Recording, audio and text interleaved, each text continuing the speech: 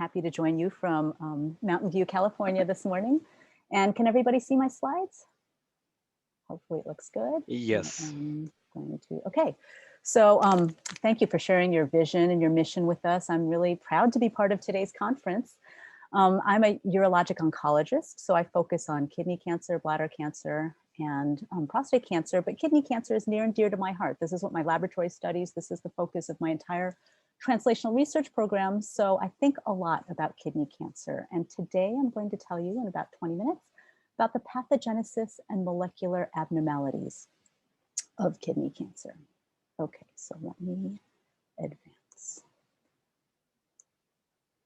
And if you kind of look at it from the patient point of view, and I really loved how you talked about what the patients go through, because that's what this is about. You know, there's a life cycle for cancer. Something happens to one of your normal cells to make it into a tumor cell. And eventually those tumor cells divide enough so that they cause some sort of symptom or a mass large enough to be detected. And then you have to diagnose what they have. Once you've diagnosed them and staged them, then you select their first treatment. Things start happening at the molecular level if you're giving a systemic treatment. Then you evaluate the clinical response, and hopefully you've had a complete response and possibly a cure, or eventually, in most cases, unfortunately, with metastatic patients, our tumors relapse and keep growing. So during the course of today's 2 hours, you're going to hear about all these different steps in a patient's trajectory, and I'm going to focus on tumor initiation and diagnosis. So kidney cancer.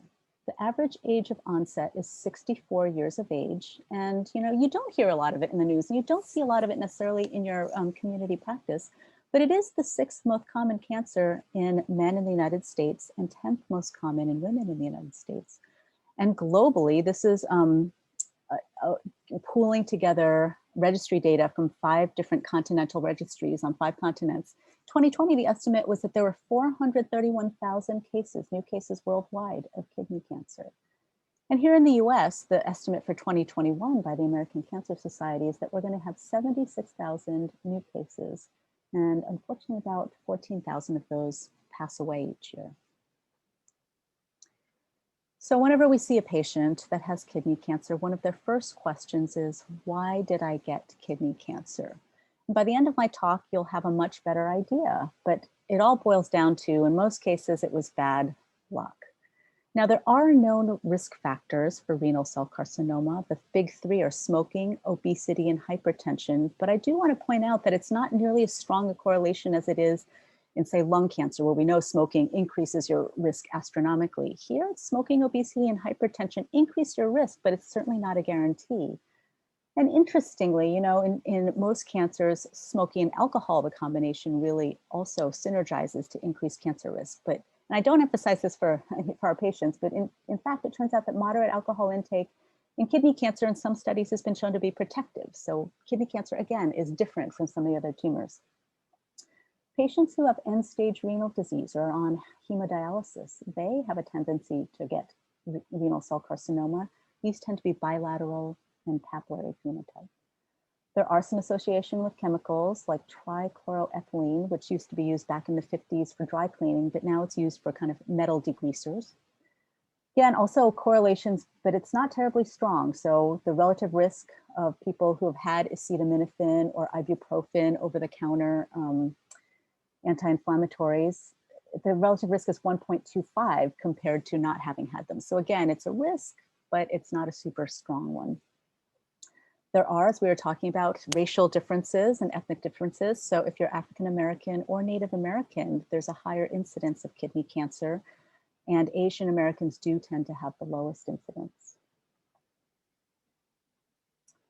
And these are just the risk factors for people that don't have a genetic predisposition, but it does turn out that in 3 to 5% of cases of our patients with kidney cancer, it's because they have a kidney cancer familial syndrome.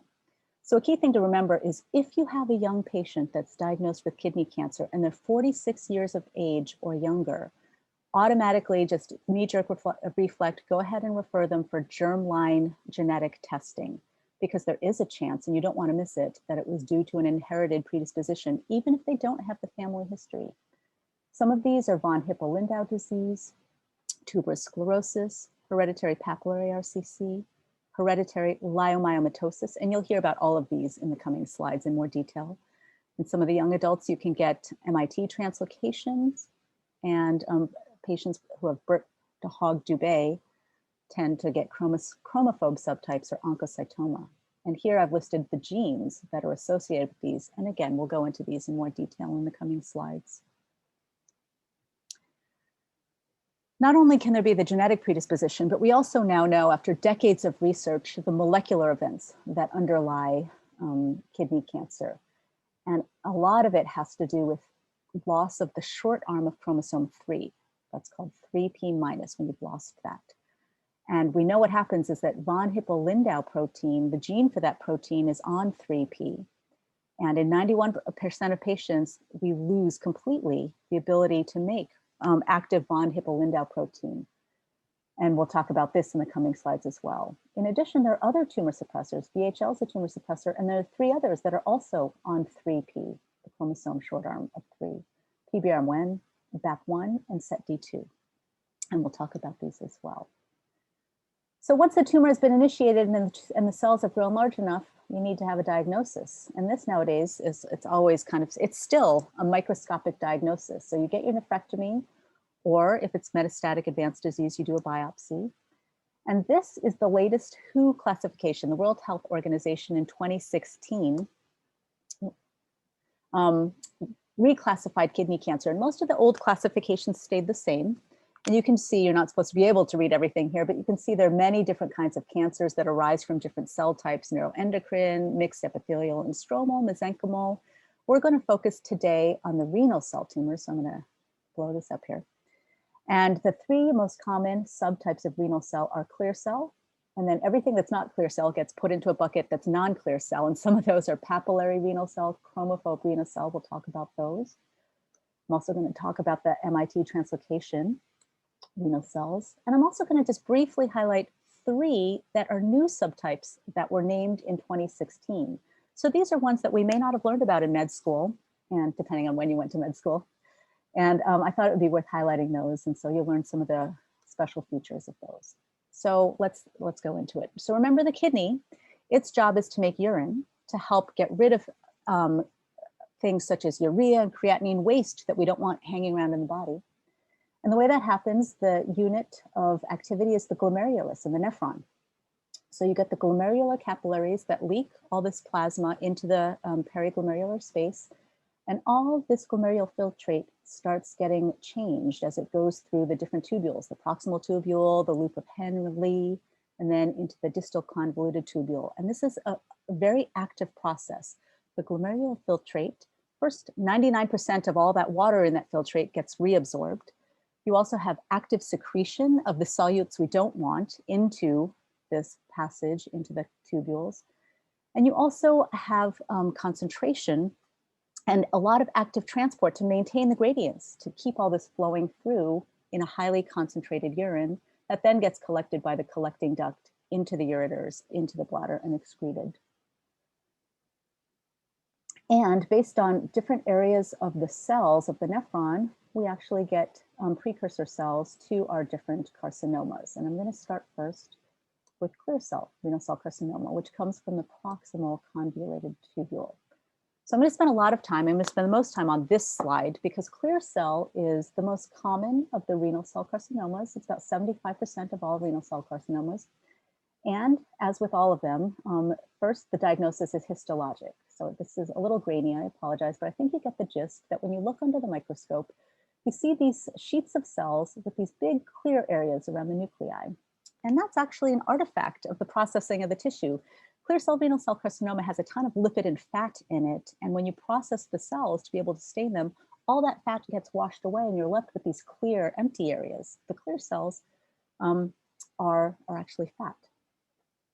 And how do you go from having a normal tubular epithelial cell to this cancer? Well, the decades of work have actually, it's amazing, I can summarize it on one slide here, have shown some key events happen. The most important is loss of the von Hippel-Lindau VHL tumor suppressor. It leads to a very aggressive angiogenic phenotype, which we'll talk about in the next slide. But the key thing to remember is it's associated with 3p loss. So again, the very first event that happens is, remember, you have 2 of each chromosome. You have 2 chromosomes of chromosome 3. In the tubular normal cells, first what happens is you lose the 3p. You lose the short arm of 3p in one of your 2 chromosomes.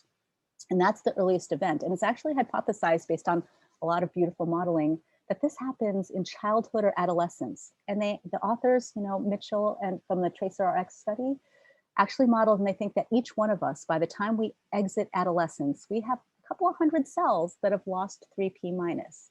But the good news is we still have our good copy of chromosome 3 that's intact. So we've lost it on one chromosome, but we still have an intact chromosome 3 on the other chromosome. So it can take 5 to 50 years to lose activity of the intact chromosome. And that usually happens by a point mutation in the VHL that's on that remaining good chromosome. Once you have a point mutation that leads to, in the gene, that leads to a protein that doesn't function anymore, you've lost function of all the VHL in your cell. And this is the driving event that then leads to a downstream cascade. So with 3p loss, you've also lost PBRM1, SETD2, and BAP1.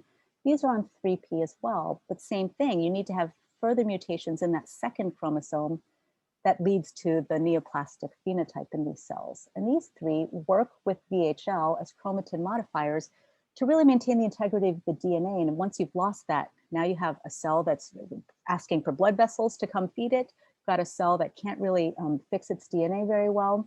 And then you start getting additional mutations in, for example, the mTOR pathway that you need for regulating metabolism of the cell. So you've dysregulated metabolism. And then some patients even get TERT mutations where the cells become immortal. TERT is one of those molecules that helps cells die after a certain number of cell divisions.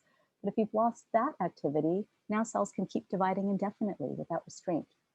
So these are the sequence of events that happen over decades to lead to clear cell carcinoma. We'll dive in a little bit further into VHL itself. So, sorry, it's a little blurry. But in a normal cell, you have normal oxygen levels. And when that's happening, VHL is a protein that binds the hypoxia-inducible factor, HIF, and you'll be hearing more of that in subsequent talks. When you bind HIF and you target it for ubiquitination, it then goes to the proteasome and is degraded. So when you have normal VHL activity, you don't have a lot of HIF. However, if you have low oxygen conditions, hypoxic conditions, or if you've lost your VHL activity through 3p loss and then subsequent mutation and loss of function of the remaining VHL, then VHL is not going to bind HIF. And HIF can do its thing as a transcription factor, go into the nucleus and activate transcription of all these molecules and many more, but we're focusing on some of the key ones in kidney cancer. So you get VEGF upregulation, and going up to the top, when you have VEGF ligand around, it actually binds the VEGF receptors, which are in the membranes of cells. And these receptors have tyrosine kinase activity, so they phosphorylate all these downstream cascades of PI3 kinase and RAS that you need for cellular proliferation. And so the 2 take-home points of this slide are, one, just to take a look at some of the alphabet soup. We have VEGF ligand that activates VEGF receptor and downstream PI3 kinase, AKT, mTOR, HIF, as well as the RAS pathway, RAF, MEK, ERK. And you get additional activation of HIF, it loops back up, and you can see how this activity, when you have a lot of a VEGF ligand around it, leads to formation of blood vessels that feed the tumor cells that think they need a lot of oxygen. The other point of this slide is that a lot of our targeted therapies target different molecules in these pathways. So the tyrosine kinase inhibitors block at the receptor level. Our friends sunitinib, sorafenib, pazopanib, axitinib, cabo, lenvatinib, they block at the tyrosine kinase, so you don't activate these downstream pathways. mTOR inhibitors like temsirolimus and everolimus inhibit at this part of the pathway. And bevacizumab, of course, is an antibody that binds the ligand itself, so it can't bind the receptor. So just to become familiar with some of these pathways and where the drugs are hitting them, which you'll hear about in subsequent talks. So clear cell, to sum up what we talked about, the initiating event, 3p loss on which you have VHL. You can also get 5q gains. You kind of get a chromosomal crisis and all these chromosomal changes happening. That's the first event. Then the second event is you lose VHL on your second chromosome, whether it's by mutation of the gene or methylation to turn it off.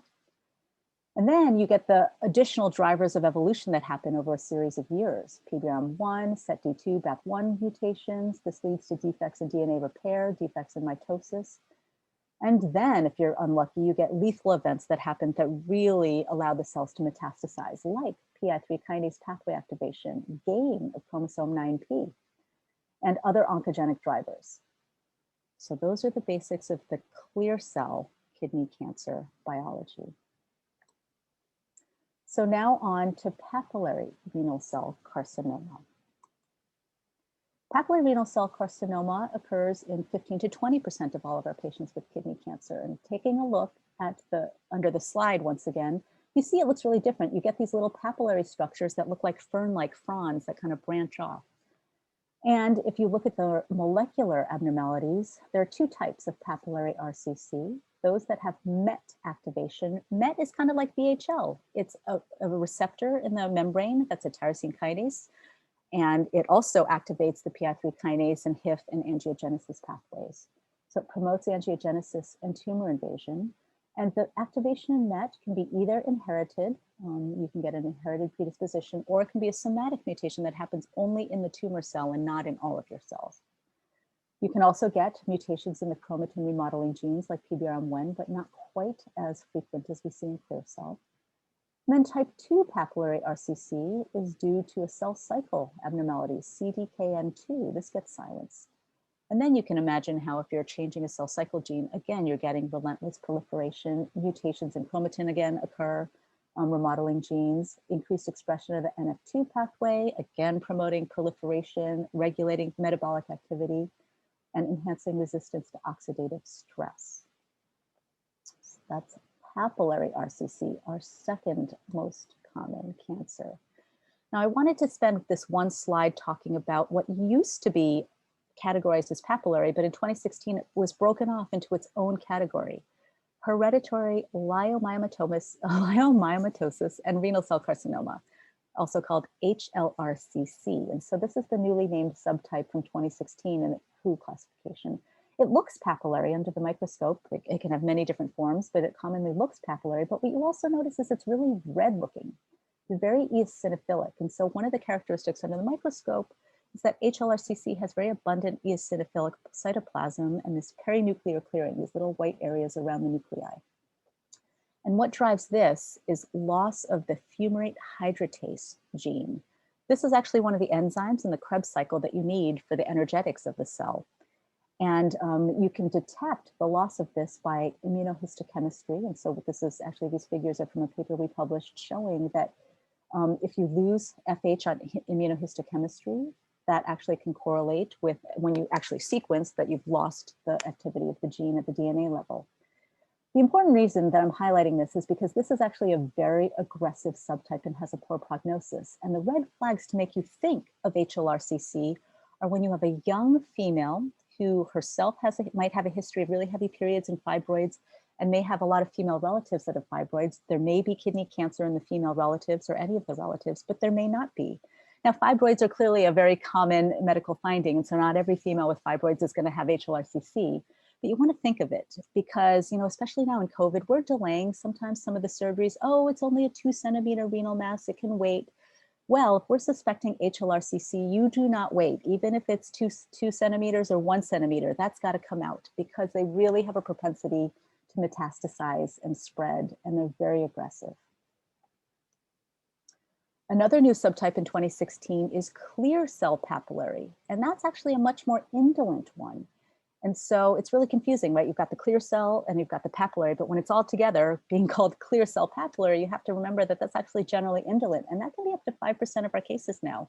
Again, you see that it's got this papillary structure, but one way that the pathologists can help us is they do all their different stains, and carbonic anhydrase 9 is one of our kidney cancer stains. But one thing they might see is that you get these kind of cup formations. I don't know if you can see this in this lower right. Looks like little cups. And so that's one morphologic hint that it could be clear cell papillary. It can be mistaken for low-grade clear cell RCC, and it can more occur in sporadically in end-stage renal failure, but there are not so much the genetic alterations in VHL for this one. So there are molecular differences compared to straight-up clear cell, and some pathologic differences, and our pathologists and our molecular tests can help sort that out. Another new one from 2016 is SDH deficient RCC. SDH is succinyl dehydrogenase. And this is one that tends to, again, have eosinophilic or clear cells, but it's characterized by loss of succinyl dehydrogenase in the germline. And again, you can detect this by sequencing the DNA and seeing that abnormality, or you can do immunohistochemistry and you see that the normal tubules have SDH, but in the tumor cells, the sheet of tumor cells, they've lost the SDH. This is one that's also associated with young adults, and it generally has a good prognosis. So it is useful to try and sort out which subtype you really are. Last two that I'm going to talk about are the XB11 translocation renal cell carcinomas that still come from the tubular epithelium. And this is kind of part of the family of the MIT translocations. And so they're chromosomal translocations that activate the MIT microphthalmia-associated transcription factors that include TFE3, TFE3B, and TFEC. And for example, one that's a little more commonly known is the translocation XP11 that occurs in children and young adults. And this is another really aggressive one that tends to have worse outcomes. So these are ones that we screen a little more closely after their surgery, and we know that they might have tumor that comes back and is aggressive. And then the last RCC I'm going to talk about this morning is chromophobe renal cell carcinoma. This comes from the distal tubules. You look under the microscope, you see dark sheets of cells, and this occurs in 5% of our patients. It can have a germline abnormality where you lose the folliculin gene, or it can also arise sporadically. And again, you don't have 3P loss in this one. 3P loss is really clear cell renal cell carcinoma. You can have alterations in chromophobe that include P53 and P10. This starts altering the energy utilization in the cells. It dysregulates the Krebs cycle. And then you actually go on to get mTOR mutations in about 20% of patients. And the thing about chromophobe, it's indolent when it's early stage. But by the time they come to us, the medical oncologists, if the chromophobes recur, they can be just as bad as a clear cell renal cell carcinoma. They can be bad actors too. So indolent in early stage, but once they're metastasized and they come to the medical oncologist, we got to treat them. The last slide is on sarcomatoid dedifferentiation. This is a process that can occur no matter what subtype of renal cell carcinoma you have. Across the board, this happens in about 5% of patients with RCC. When you look under the microscope, you see spindle-shaped cells. It does happen most commonly in clear cell and chromophobe subtypes. And the thing is that it originates from the same cell. So when you sequence them, the clear cells that are right next to it in the same specimen have the same molecular abnormalities, but the sarcomatoid cells have further undergone epithelial to mesenchymal transition, and that's why they behave so aggressively. They behave like sarcomas. When you compare them to clear cells and chromophobes that don't have any sarcoma, they actually are molecularly distinct compared to their other counterparts. And if you've got sarcomatoid, you're also more likely to have P10, P53, and RALN mutations. And you'll be hearing in subsequent talks, though, this used to be really bad because it's uniformly hard to treat, but now with our immune checkpoint inhibitors, sarcomatoid isn't as horrible a prognosis as it used to be.